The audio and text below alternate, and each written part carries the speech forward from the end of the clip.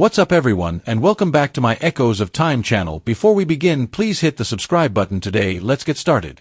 The bride ships of 1620 were the first party buses to cross the Atlantic in colonial America.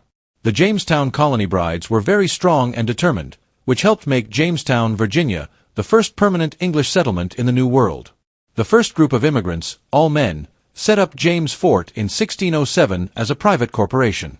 There was a lot of hope in the New World, but there was also a lot of danger. After a year, though, the boys started to complain about not having any female friends. To address the demands of the colonial men, the Virginia Company sent the bridal ships of 1619, promising the ladies a better life to get them to come.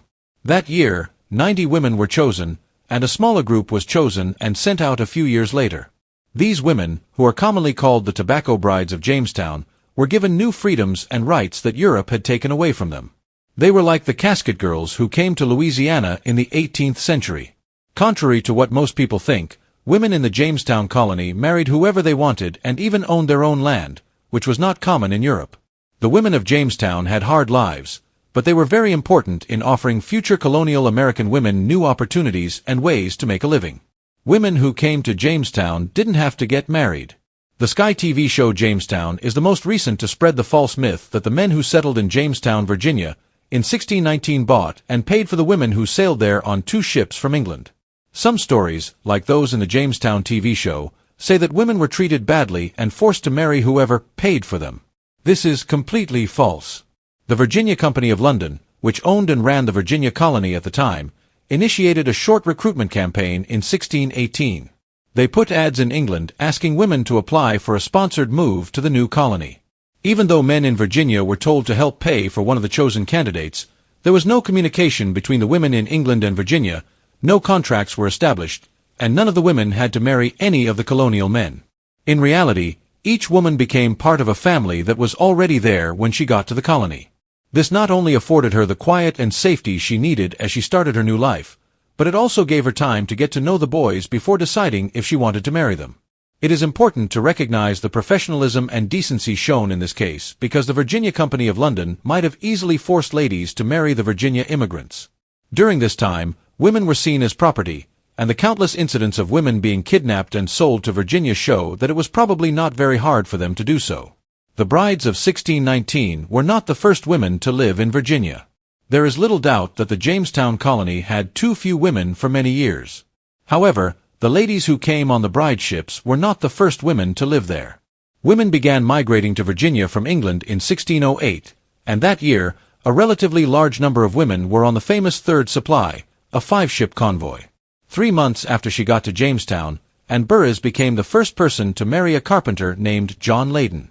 The owners of the Virginia Company and early colonial leaders assumed that having more women settle in the colony for a longer time would help keep things stable socially and culturally. A man is more likely to stay in Virginia if he has a wife and kids. Like all important guests, women were late to the party.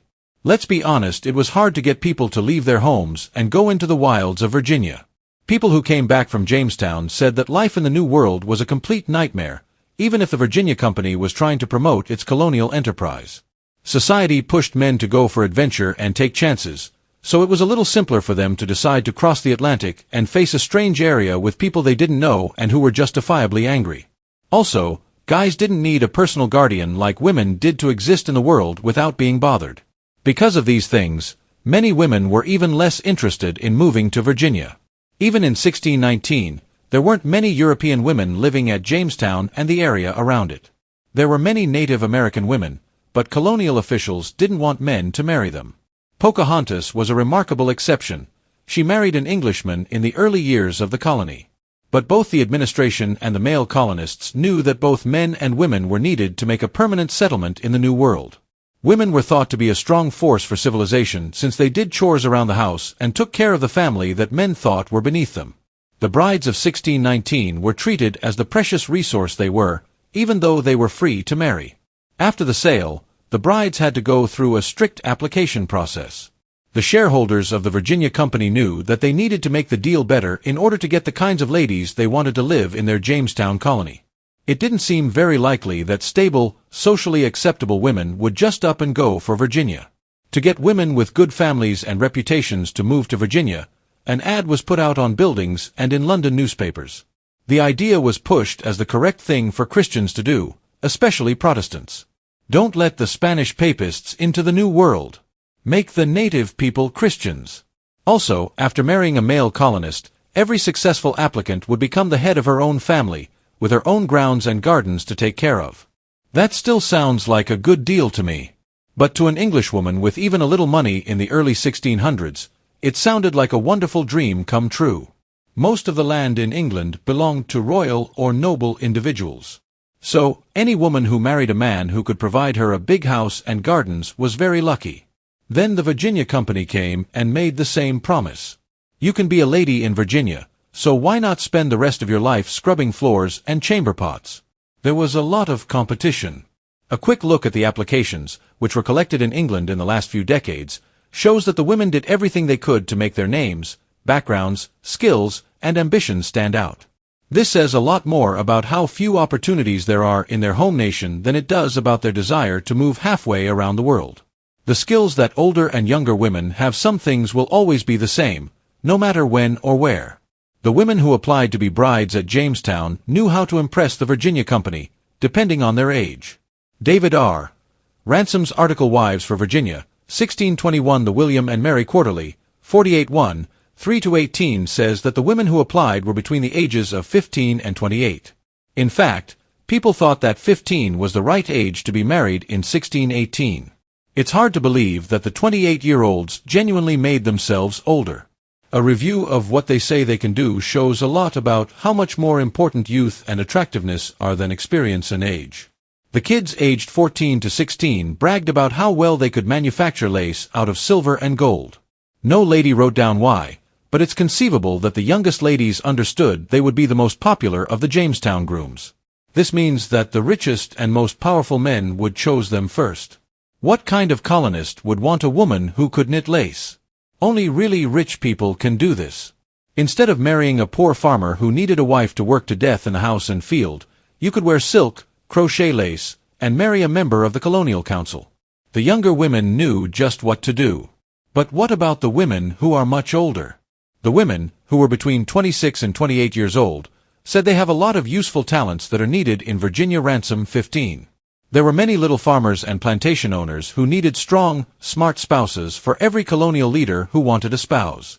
The older ladies said they could brew beer, bake, grow vegetables, sew, butcher, take care of animals, and even do some minor carpentry. In the end, age and looks didn't matter. Every woman who wanted a husband and a home quickly found the man she wanted to live with. The brides came from many different parts of England. The Virginia Company only wanted respectable ladies from wealthy backgrounds to apply. But what did they mean by that? How could a woman tell if she was qualified? The most important thing for the company was to make sure that successful applicants didn't have any serious drinking problems or had worked in the sex trade before, which was very common at the time for a number of societal reasons. Also, the women had to be well known in their community for being honest and moral, and they had to write letters of recommendation. In his book Wives for Virginia, 1621 The William and Mary Quarterly, 48:1, 3-18, historian David Ransom talks about the women's history and the kinds of evidence they gave. Ransom, 14-15. Of course, the women only looked for letter writers they knew would write a letter that was good. Neighbors, teachers, bosses, and even clergymen made suggestions. Any woman who had even the slightest connection to the nobility would definitely bring it up in her application. 2 of the people who got the job said they were related to a knight. Some persons said they were related to wealthy priests, teachers, and businesses. Ransom, 12-14. In short, the women were all from middle to low-class society and may or may not have exaggerated their qualifications. Some brides may have tried to escape the ship before they left. Even if this is just a guess, it makes reasonable that when it was found out that none of the supplies that had been promised to the women on board the ship Marmaduke were really there, at least some of them become afraid and angry. Zug 91, O'Neill 234-235. In other words, just 2 of the ladies would have anything on their backs when they got to Virginia. 2 of the women didn't have much luggage with them, only what we now call a carry-on. The Virginia Company's records show that the women complained before they left. After the Marmaduke left port, the Virginia Company sent a note to the Colonial Council in Jamestown declaring, "We had no way to put provisions aboard. O'Neill 234 to 235. They knew the letter would get there before the ship with the women on it. We do know that everyone who got on the ship made it to Jamestown 6 weeks later. It's still not known if they chose to stay on board. If so, did shame keep them there?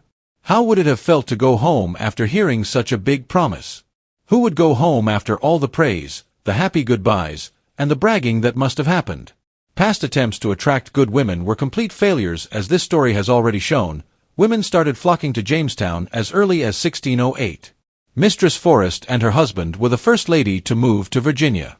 They brought their maid, Anne Burris, with them. All the guys in Jamestown wanted to date and praised her. They got married soon after.